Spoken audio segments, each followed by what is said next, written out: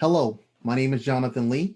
I'm a Hume scholar and a Planning, Governance, and Globalization PhD student at Virginia Tech's Research Center in Arlington, Virginia. Today, I want to explain to you why hybrid warfare is considered by some the fifth generation of warfare and why middle powers use hybrid warfare to their advantage. A couple of admin notes before we continue. I'm going to use a couple of terms such as superpower, great power, middle power, to explain three countries: Iran, China, and Russia. And I want you to realize that these terms are all subjective. These terms are based on what academics, military practitioners would consider these countries to be. For superpowers, typically countries have to have international influence, economic power per GDP, military power, nuclear weapons, a large population capable of mobilizing into the military, and an international way of projecting its military power. Neither Russia, China, or Iran have these capabilities. My mission statement and objectives. This research is based on the international relations theory of neorealism or structural realism. So a lot of the work that I use is based off of John Mearsheimer, Kenneth Waltz, or Stephen Wald. And my four assumptions of why middle powers choose to use hybrid warfare is middle powers are rational actors. Middle powers want to economize. Middle powers have information they wish to conceal from other middle powers in their region or greater powers. And middle powers also want to manage escalation. My theory for this research is middle powers use hybrid warfare because they lack punishment from other middle powers in their region or greater powers. Greater powers do not seek to overextend themselves in either the region or the world.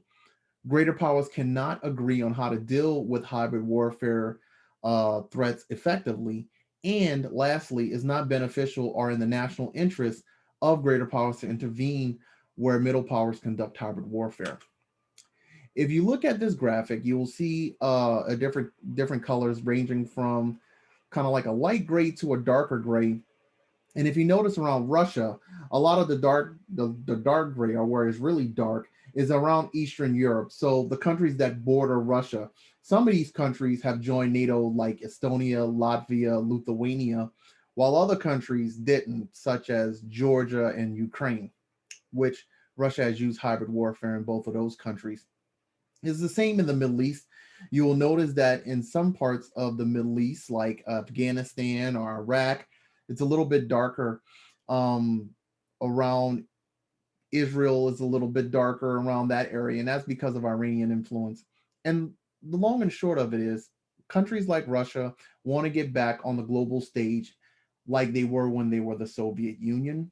Iran wants to be more of a regional power and push against Saudi influence. And China, out of both of these countries, have the ability to become a superpower, but they're just not there yet. And they use most of their influence in the Pacific.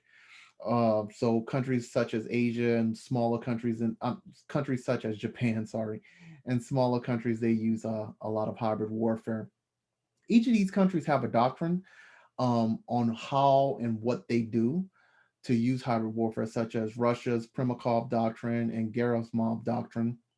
Iran's doctrine is called the Mosaic Defense, and China's doctrine is called the Three Warfares or Unrestricted Warfare Doctrine. So Joseph Nye explains power as one ability to affect the behavior of others to get them to do what they want. And he says that typically countries do this either through attraction, coercion, or payment. Nye gets deeper into his part of his research, explaining how soft power, hard power, and smart power are all effectively used in a construct which would be hybrid warfare. So, soft power, if you look at it in just the layman's sense, where it's more of a carrots and sticks approach, right? Soft power is the ability to obtain preferred outcomes through the power of attraction, while hard power is the use of coercion and payments. Smart power is a combination of both. So if we look at soft power is more of diplomacy, joint military exercises, and aid to a country, while hard power is more of support to an opposition force information warfare, cyber warfare, or covert intelligence operations. Some people in academia and military strategists, think tanks, practitioners, they believe the what Karl von Clausewitz said in On War, which is war is a mere continuation of policy by any other means. So if you look at this phrase, basically from On War by Clausewitz, if you look at how many times he uses politics or policy to explain in his theory what war is, meaning that just war is just an extension of politics.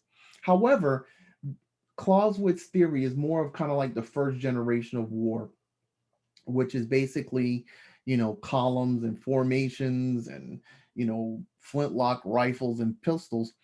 While today we can consider this the fifth generation of war, and some practitioners would say, well, asymmetric warfare and hybrid warfare are the same thing, but they're not. Um, as you notice on the slides, asymmetric warfare is usually state sponsored, meaning that states will sponsor a force or an insurgent group or guerrillas or whatnot, while hybrid warfare is more state directed, is more deliberate in nature.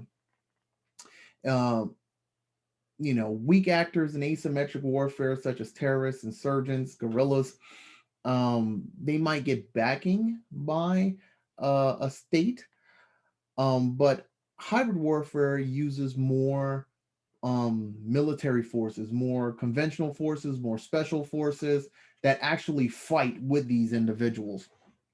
Also, with hybrid warfare, it uses more technology. Asymmetric warfare is usually low tech or no tech, while hybrid warfare, these states are using things that they create, things that are secret, things that are concealed to their nation. And hybrid warfare uses more of a diplomatic approach, more of the carrot side or the coercive side of diplomacy. Asymmetric warfare has really no or very limited diplomatic experiences. So I would like to thank God, my wife, my family. I would also like to thank the Hume Center for giving me this opportunity to present this research to you. I would like to thank my dissertation chair, Dr. Chad Levinson, and members of my dissertation committee, Dr. Errol Aram and Dr. Mirzad Bordri. And I would like to thank Ms. Colleen Bartos for giving me the opportunity to present this information. My name is Jonathan Emmanuel Lee. You can find me on at Jonathan E. Lee at vt.etu if you would like more information on hybrid warfare and the practice of it internationally. Thank you.